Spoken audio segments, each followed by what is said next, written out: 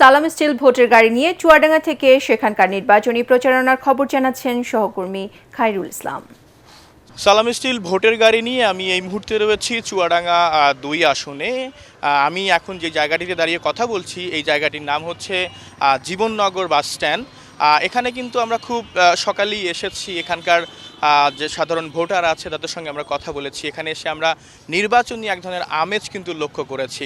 এখানকার যে বিভিন্ন দলের প্রার্থী রয়েছে তারা কিন্তু তাদের নির্বাচনী প্রচারণা চালাচ্ছেন, ভোটারদের দ্বারে দ্বারে যাচ্ছেন এবং তাদের পক্ষে কিন্তু তারা ভোট চাইছেন এবং তারা কিন্তু এই আসনের উন্নয়ন করার জন্য কিন্তু নানা প্রতিশ্রুতিও দিচ্ছেন।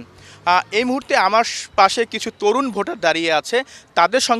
তাদের কাছ থেকে আমি জানতে চাইব যে আসলে তারা এবারের নির্বাচনে কেমন প্রার্থী চাইছেন। দীর্ঘ ১৭ বছর পর যারা এখানে তরুণ ভোটার এবং জেনজি, তাদের এই ১৭ বছরে যে নির্বাচনে বিমুখ ছিল, এবার মানে প্রাণচঞ্চল্য ফিরে এসছে, একদম একটা জায়গা ফিরে এসছে, ভোট দেওয়ার মতো একটা পরিবেশ তৈরি হচ্ছে।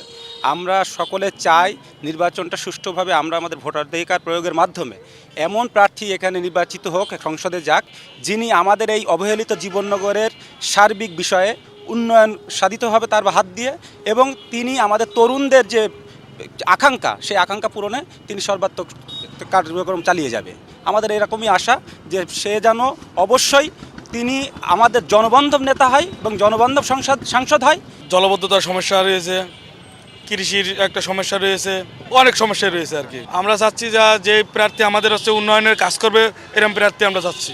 এবার আমি খুবই উৎসাহিত যে এবার আমি ভোট দেব এবং এমন একজন প্রতিনিধি নির্বাচন করব যে প্রতিনিধি অবশ্যই গরিব দুঃখী মেহনতি মানুষের হবে এবং সুন্দর জননেতা হবে।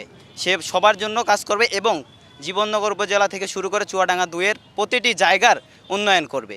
যেমনটি এখানকার তরুণ ভোটাররা বলছেন যে আসলে গত ১৬-১৭ বছর তারা কিন্তু ভোট দিতে পারেনি। এবার আসলে তারা চাইছেন একটি উৎসবমুখর পরিবেশে ভোট দিবেন এবং যোগ্য একজন প্রার্থীকে তারা তাদের এই আসন থেকে নির্বাচিত করতে চাইছেন। সালাম স্টিল ভোটের গাড়ি নিয়ে এই ছিল আমার কাছ থেকে সর্বশেষ খবর।